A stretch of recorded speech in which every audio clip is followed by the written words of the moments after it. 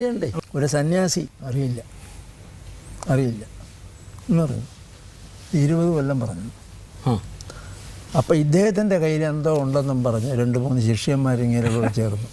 4 കൊല്ലമായി അവരും ഇങ്ങനെ കയ്യിൽ എന്തോ ഉണ്ട്, ഇത് നമ്മുടെ കയ്യിൽ കിട്ടിയാൽ നമുക്കത് വെച്ച് ജീവിച്ചോളാമെന്നും പറഞ്ഞുള്ള കേസാണ്.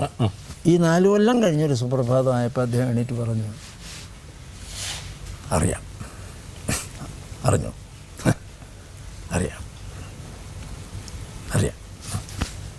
ഇവർക്ക് പിടികിട്ടി, സന്യാസിക്ക് പിടികിട്ടി കഴിഞ്ഞു. അതുകൊണ്ട് നമ്മൾ കൈ മേടിച്ചാൽ നമുക്കതുകൊണ്ട് ജീവിച്ചോളാം, നമുക്ക് ഇങ്ങനെ വിട്ടേച്ച് നമുക്ക് പോകാമെന്ന് പറഞ്ഞാൽ വരുന്നത്.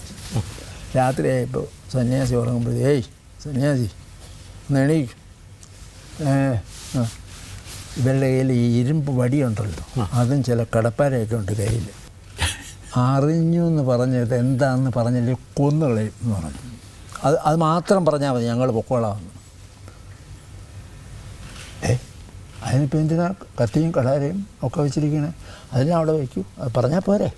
അതൊന്നും വേണ്ട, ഇപ്പോൾ ഞാൻ പറയാമെന്ന്.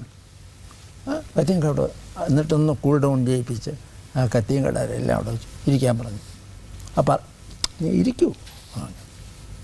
ഞാൻ ചോദിച്ചോളൂ. അറിയില്ല. ഞാൻ പറഞ്ഞില്ലേ എത്ര കൊല്ലം പറഞ്ഞു? 20 കൊല്ലം. പറഞ്ഞേ, നിങ്ങൾ വന്ന് എത്ര കൊല്ലമായി? 4 കൊല്ലം. അപ്പോഴും ഞാൻ എന്താ പറഞ്ഞേ? അറിയില്ല എന്ന്.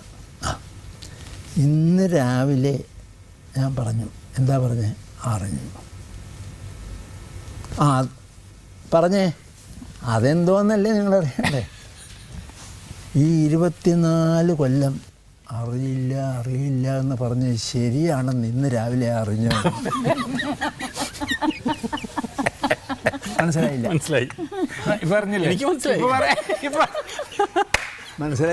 എനിക്ക് മനസ്സിലായി. ഞാനിപ്പോഴാണ് അറിഞ്ഞത്. ഇപ്പോഴാ മനസ്സിലായെന്ന് പറഞ്ഞു. ഇതുവരെ മനസ്സിലായിട്ടില്ല എന്ന് പറഞ്ഞ പോലെയാ.